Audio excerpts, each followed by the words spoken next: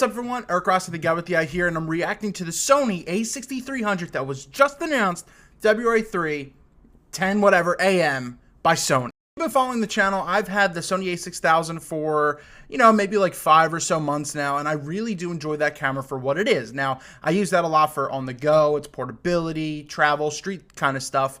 And I just think it fits a great function for what it is and at the price point. So Sony needed to hit something out of the park right here to, well, impress the audience with what this is. So we're going to run down the specs. I'm going to react with them, with you as well, because now everything's blowing up with this. But it is the Sony a6300. It will be available in March of this year. So we have a month to see if you could pick this up. And I'll start it, and we'll talk about the price at the end, but it's 24.2 megapixels. Not much of a difference from the a6000, which was around 24.3. So that's, nothing different as well. It's still a crop sensor camera, which everyone was expecting it to be, so it's APS-C. It has 4D autofocusing, or 4D focus, which can focus as fast as, 0.05 of a second, whatever that is. I can't think of it right now because I'm excited, with this whole thing. So it's very, very fast.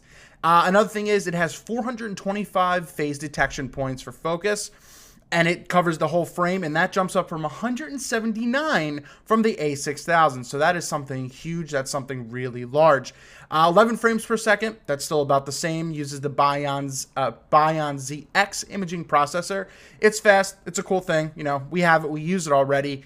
But one of the other big things, it has a freaking mic input, and that's obviously huge, because that's something that they, I don't know, maybe blatantly left out of the a6000 or accidentally. I don't know. But it has a mic input, so you can use your Rode mics and everything in this camera, and it needs to be, or else it would have failed. This thing would have failed, especially at the price point they gave it. It does do internal 4K resolution for video in Super 35mm format, so you're getting kind of the bulk of the sensor right there. It does an XAVC-S codec, which can shoot up to 100 megabits per second, which is a lot of range that you have in regards to that. Speaking of range, this also does S-Log for recording, and it could do up to 50 megabytes per second, shooting at full 1080p definition as well. It uses it has 9 customizable buttons with 64 different options. It's a little bit of a newer grip, maybe a little bit more ergonomical, which the a6000 was comfortable already. And it has a new shutter as well. It's still Wi-Fi and near-field communication compatible. And the other cool thing, it has 14 stops of dynamic range. So all of this encompassing together, I'll say who it's for in a second, but it is $1,000 body only, and it's $1,150 with the 16 to 50 kit lens that it'll come with. Now this is, and once again, it's coming available in March. So the a6300, it has pretty much everything that I expected and that I said the a7000 was, or the a6100. So it's interesting they jumped to the 6300. I don't get these naming systems with these companies, but I just think that they hit the price limit kind of head on. Like it was, I said, if it's over 1,000, it's gonna kind of fail.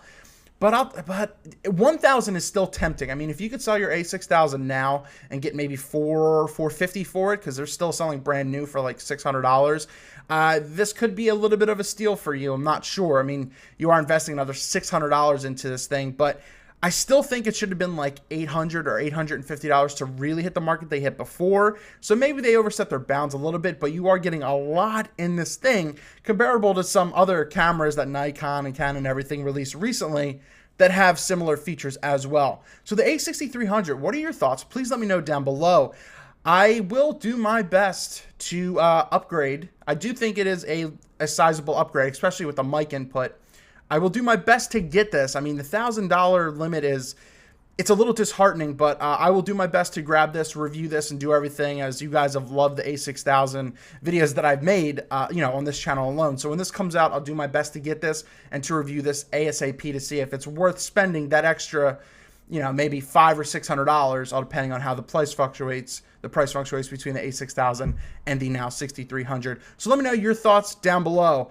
For $1,000, once again, it's at the price limit for me, but it's not enough to be like, God damn it, you missed it. They almost did, but there is a lot packed into this camera that I'm excited about. And as I said, I'm going to do my best to get my hands on this for you guys and girls out there as well. Let me know your thoughts down below.